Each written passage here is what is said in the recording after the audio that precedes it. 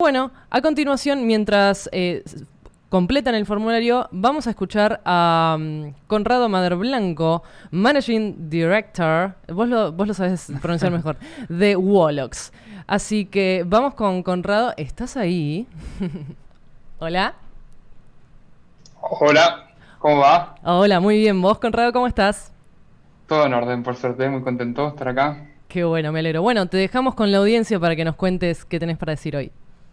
Bien, excelente. Bueno, nada, muchas gracias. Como me presentaron, yo soy Conrado, soy late co-founder de Wolox y actual general manager o managing director de Wolox Norteamérica. Y un poco lo que les vengo a contar hoy es cómo la capacidad de vivir en constante cambio en Wolox nos ayudó a poder adaptarnos, a superar los obstáculos a lo largo de nuestra historia y a poder seguir creciendo al ritmo que fuimos creciendo. Así que, bien. Un poco la historia comienza en un garage, más o menos, un garage, no es estrictamente hablando en nuestro caso, pero nuestra historia en Wolox comienza como un grupo de amigos que estaba terminando de estudiar la carrera de Ingeniería Informática en el ITBA, y estamos hablando de aproximadamente año 2010-2011, en el cual, si mal no recuerdan, era una época en la cual el ecosistema de startupero estaba en plena erupción. Era la época en la cual todo el mundo quería tener una app, y tenía la app que iba a revolucionar el mercado, se iban a convertir en el nuevo Mark Zuckerberg, con su idea revolucionaria de tener un Tinder para encontrarle pareja a su perro. Eh, entonces a nosotros, como estudiantes ya en los últimos años de ingeniería informática, nos llovían ofertas de venía a ser mi director de tecnología, venía a ser mi CTO, porque acá con esto nos vamos a la luna en 2 meses. Eh, entonces, un poco de esa situación, de ese contexto, y también un poco en el contexto en el cual estábamos ahí, en el cual estábamos terminando la carrera y estábamos viendo bien qué hacer, pero a la vez teníamos una cierta nostalgia de seguir haciendo cosas juntos, es que salió Wolox, ¿no? Dijimos, ¿por qué no aprovechamos esta necesidad? ¿Por qué no nos suplimos a todas estas empresas que necesitan un CTO, un director de tecnología, y hacemos una empresa que pueda hacer ese CTO as a service, demos ese servicio? Eh, y así nació Wolox, y con este modelo de negocio en el cual estos primeros clientes eran más socios que otra cosa, porque al tener esta posición medio de CTO y de armar ese equipo tecnológico, lo que hacíamos era cobrar un fee mensual muy bajo, digamos casi al costo, pero a cambio también pedíamos equity, ¿no? Éramos socios, propiamente dicho, de la mayoría de estas empresas. Y a cambio también nos involucrábamos muy fuertemente en todo lo que era la toma de decisiones de esta empresa, digamos. Bastante desde el punto de vista del producto y del negocio digital, pero también de, de, de 360, así como si fuese una especie de un asiento en el board de estas startups que estaban empezando a nacer. Y esto de alguna forma hizo que este grupo de pibes que teníamos 22, 23, estemos de repente expuestos a un montón de industrias, modelos de negocio distintas, que nos permitieron aprender y exponernos de forma muy temprana a un montón de cosas, y también, obviamente, a muchos aciertos y a muchos errores. Como todo el mundo sabe, en el mundo de las startups, aproximadamente 9 de cada 10 se quedan en el camino en los primeros tiempos. Entonces, esto nos permitió, de algún punto de forma de proxy, de estar expuestos a estas situaciones sin que la tengamos que vivir en carne propia, digamos, con nuestro emprendimiento particular. Así que eso fue una de las cosas que más nos ayudaron fue como un intensivo de aprendizaje estos primeros años. A medida que pasó un poco el tiempo, a los 2 años más o menos, fueron 7 founders, tardamos bastante en tener estos primeros empleados porque había, digamos, capacidad humana grande al principio. Pero cuando llegó el momento de decir, bueno, tenemos que crecer, ya tenemos como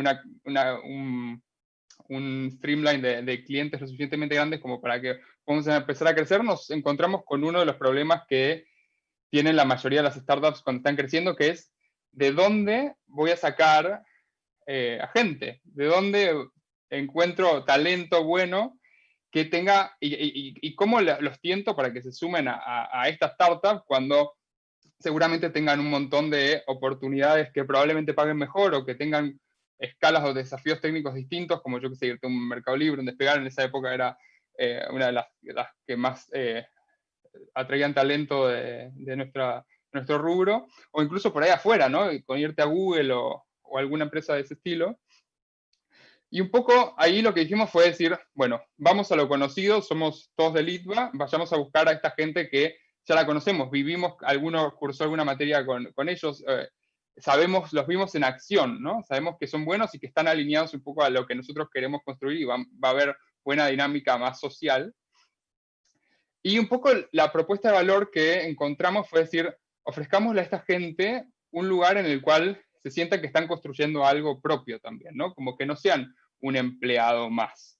Porque para ser un empleado más, digamos, había otras alternativas probablemente mucho mejores. Entonces, démosles este lugar en el cual ellos se puedan sentir parte, se puedan sentir que están construyendo algo casi como un founder, ¿no?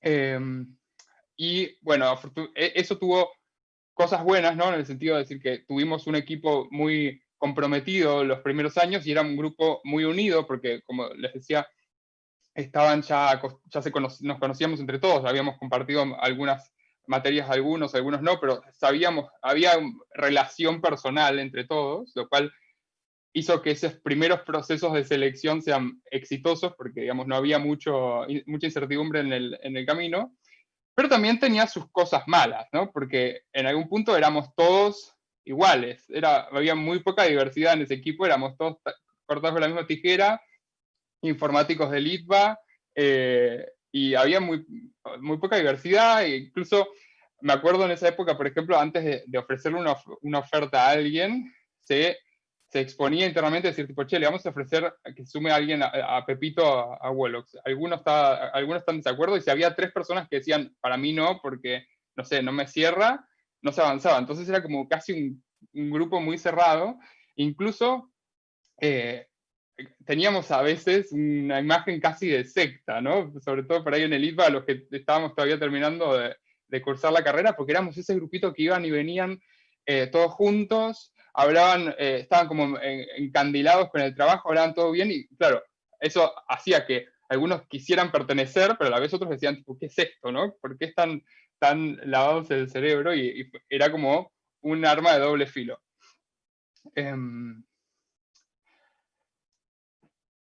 A medida que crecimos un poco más, ya nos tocó buscar nuestra primera oficina real, digamos, dejamos del garage que les comentaba antes, de trabajar en un espacio brindado por el gobierno, a tener nuestra primera oficina, más o menos años 2014, unos 3 años de vida en Wolox y más o menos unas 20 personas.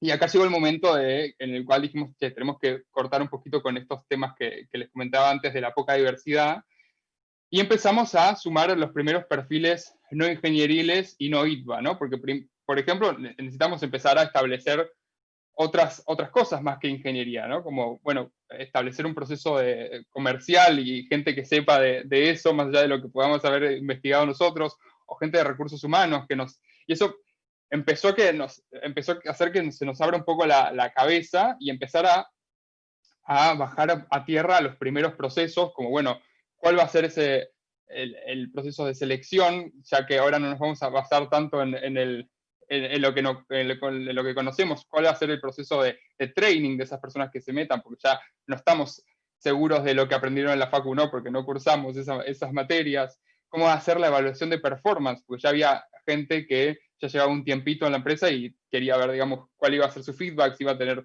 un aumento o no. Y también aprovechamos, ya que estábamos como madurando, entre comillas, o sentando la cabeza, a bajar varios procesos a nivel operativo también, que la realidad es que también nos sirvió nos permitió sentar unas buenas bases para poder después seguir creciendo de una forma más o menos ordenada para lo que era el momento. La verdad que una de las cosas que nos sirvió acá también fue certificar una norma de calidad que hizo que esas cosas casi que las tengamos que hacer un poco por obligación si queríamos lograr esa meta.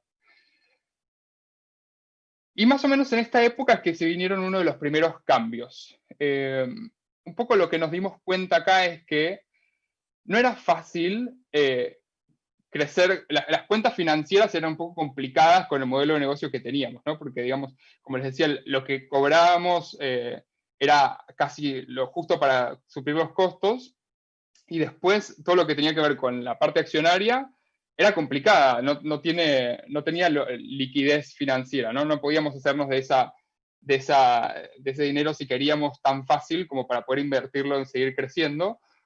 A veces porque el startup en el que habíamos invertido le había ido mal, digamos, tampoco es que no teníamos la experiencia de un VC, ¿no? Tampoco para elegir a esos startups. O a los que les iban bien, también es como que, bueno, tampoco tenés, no es fácil vender esas acciones si querés, o a veces que tampoco las queríamos vender, pues creíamos que eso iba a seguir creciendo más, ¿no? Entonces, acá fue que dijimos, che, ¿esto está bien como lo tenemos ahora o queremos cambiar algo?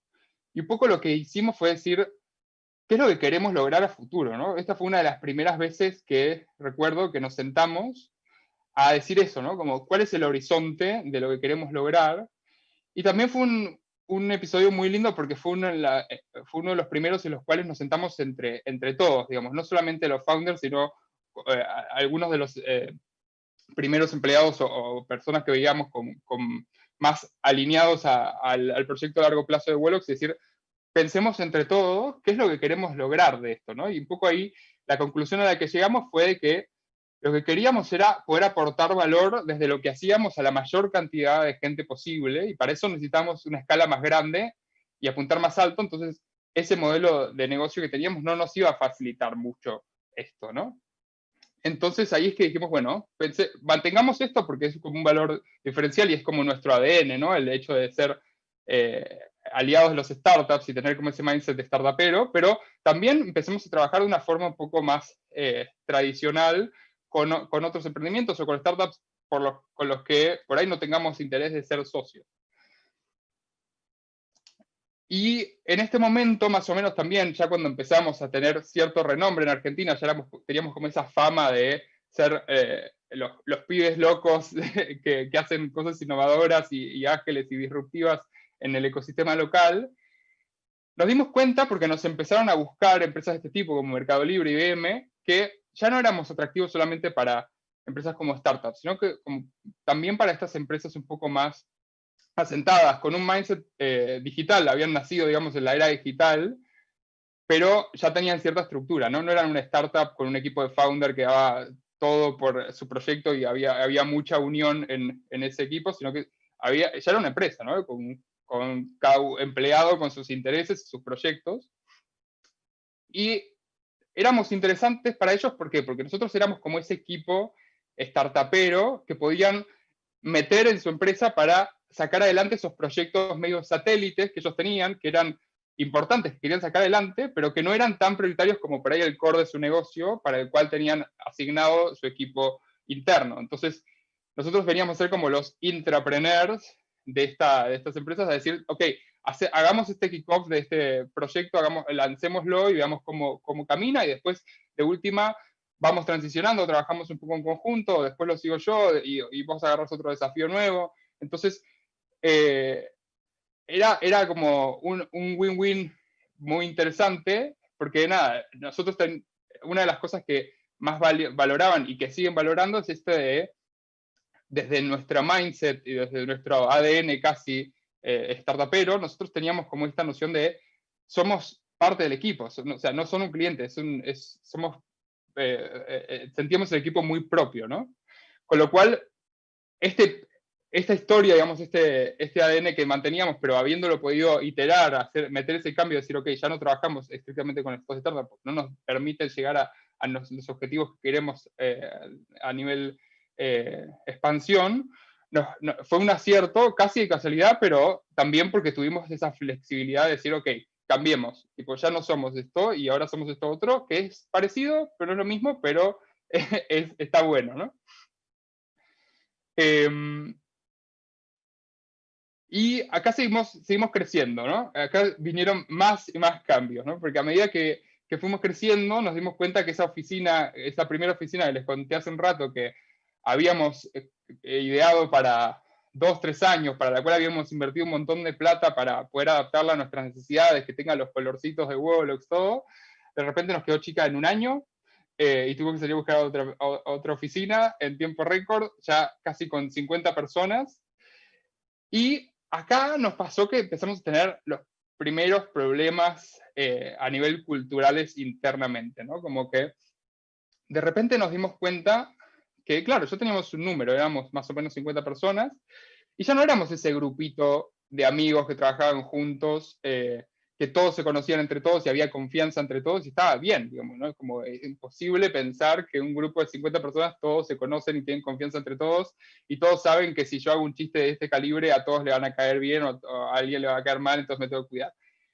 Entonces, esto fue uno de los primeros puntos en los cuales nos tuvimos que decir, ok, hay que parar la pelota y hay que pensar y decir y transmitir con claridad qué cosas vamos a tolerar y qué cosas vamos a decir, esto validamos como Wolox si estamos ok con que pase y qué cosas no. Y poder decirlo muy claro, porque pasaba eso, ¿no? De repente por ahí alguien se mandaba a hacer un chiste que a alguien le caía mal y decía, ¿cómo puede ser de que nadie le diga nada, ¿no? ¿Cómo puede Wolox como entidad estar avalando, haciendo misión, digamos, que eso está bien?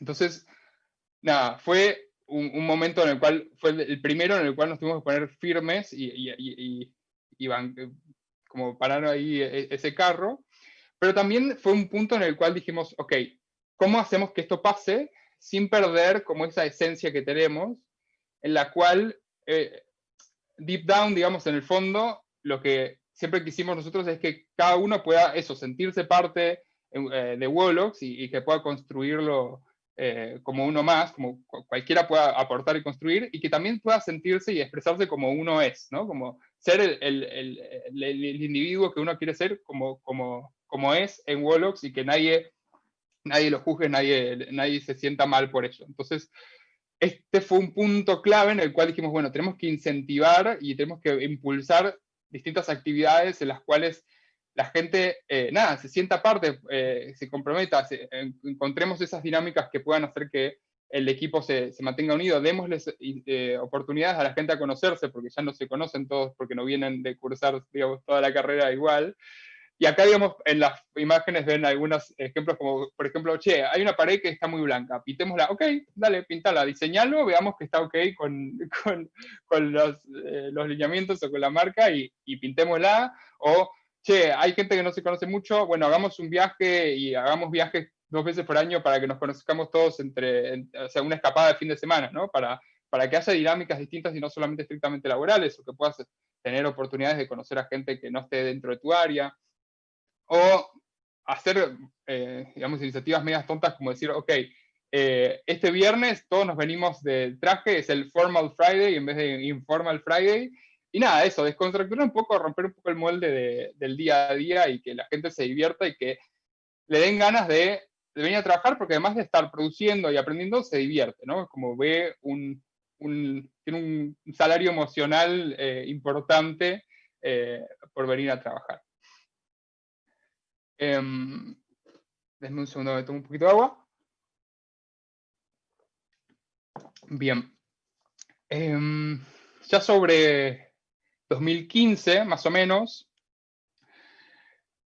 nada, nos veíamos venir que había cierta incertidumbre con el país, porque 2015 en Argentina fue un año electoral y se veía venir que iba a haber un cambio, con lo cual fue un punto en el que dijimos, che, tenemos que empezar a poner el ojo afuera de Argentina, ¿no? Como ahí hay que meter otro cambio porque hay mucho riesgo, ¿no? Siempre trabajamos por ahí con algunos proyectos de Estados Unidos, pero nunca algo súper significativo como para que nos deje tranquilos, entonces fue como, ok, salgamos de Argentina, o sea, mantengamos Argentina, pero empecemos a abrir un poco el panorama, y ahí fue que dijimos, bueno, empecemos por Chile, que es un país que está cerca, que conocemos y más o menos nos entendemos, somos vecinos, pero nada, obviamente no es fácil empezar de cero en otro lugar, ¿no? Porque no es fácil empezar de cero nada, ¿no?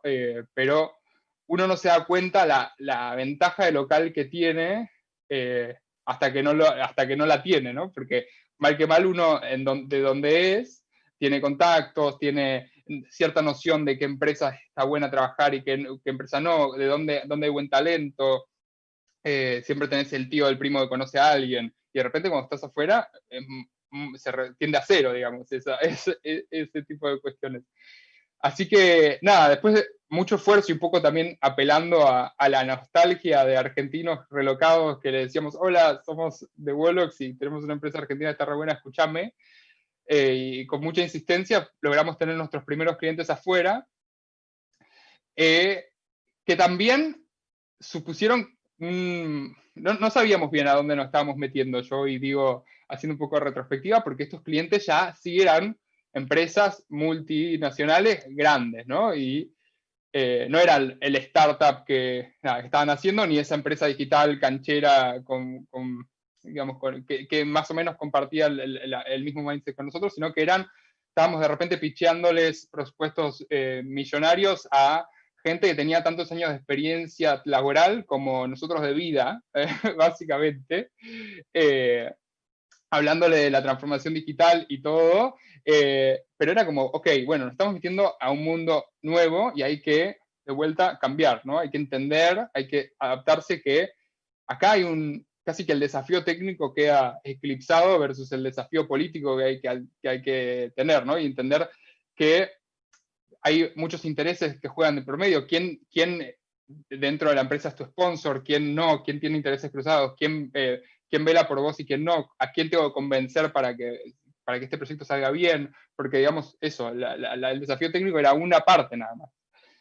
Y acá es que también nos dimos cuenta de que teníamos que ampliar un poco la propuesta de valor que teníamos, porque nosotros éramos muy de saltar a la acción, te diseño, te desarrollo, pero acá a veces que nos quedó muy en evidencia que a veces no se sabía bien qué es lo que se quería hacer, ¿no? Se sabía que había un problema, sabía que había que solucionar algo, pero no estaba claro cómo.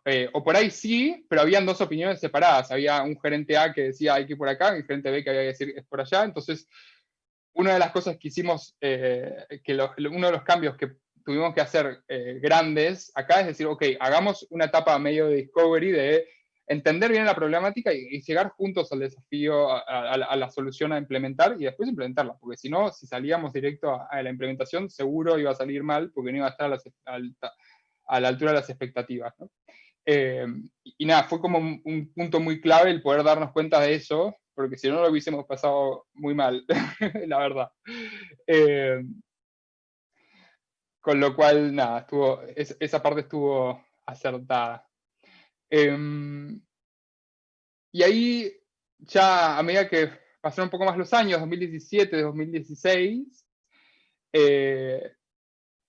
seguíamos creciendo nosotros como buena empresa, digamos, que venía en un ritmo de crecer casi al doble por año, y de repente nos encontramos con un problema grande en el cual los growing pains, que se llama, ¿no? Como decir, tipo, che, no estoy pudiendo crecer al mismo ritmo en todos lados, ¿no? De repente nos encontramos que teníamos una base de personas enorme, porque, digamos, nuestro servicio crece con cuanta más gente tenés, ¿no? Porque son horas de servicio lo que estás vendiendo, pero no estamos pudiendo llegar a los objetivos comerciales tales como para que esas personas estén siendo vendidas, ¿no? Entonces teníamos unos costos mucho más altos que los ingresos, o nos estábamos empezando a ver venir eso.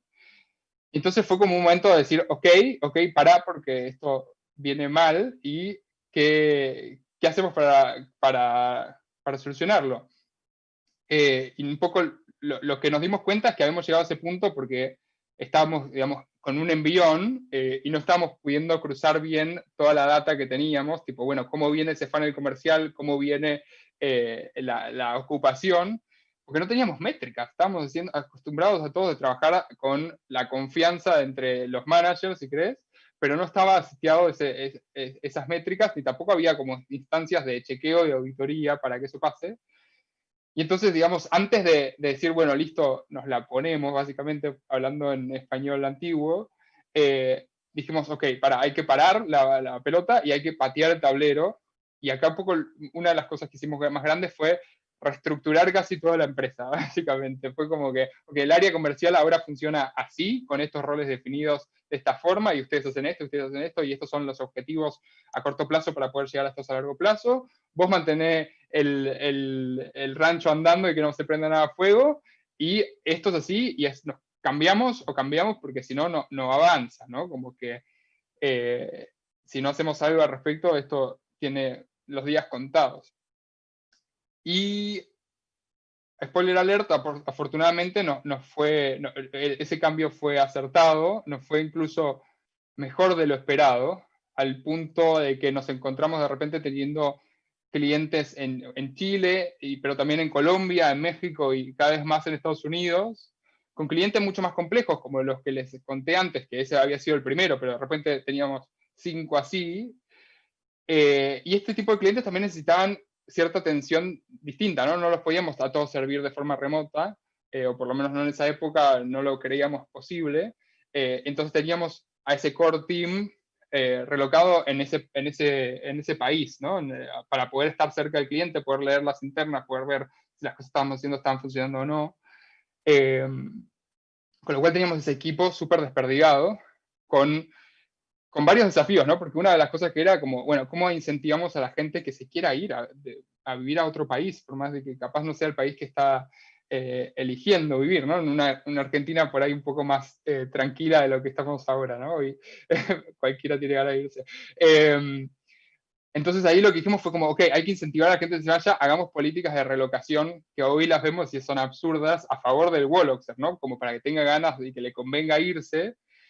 Pero también de repente lo que no nos dimos cuenta es que teníamos al mejor talento repartido, ¿no? En todos lados a la vez, atendiendo proyectos súper complejos, como dice el refrán, ¿no? Que mucho abarca, poco aprieta, y no solo para esos proyectos que digamos, tuvimos que tener mucho cuidado para que salgan bien, sino que también de repente el HQ nos quedó en algún punto vacío de esa capa intermedia que, mal que mal, te solucionaba un montón de los problemas más operativos y apagaba muchos incendios o contenía mucha gente, ¿no? Como que de repente subestimamos esa falencia de ese equipo adentro, y fue una época complicada desde el punto de vista de decir, che, nada, tenemos que empezar a formar más gente o tenemos que estirar las capacidades, pero aparte de hacerlo de forma remota, con la gente que estaba afuera, era muy difícil.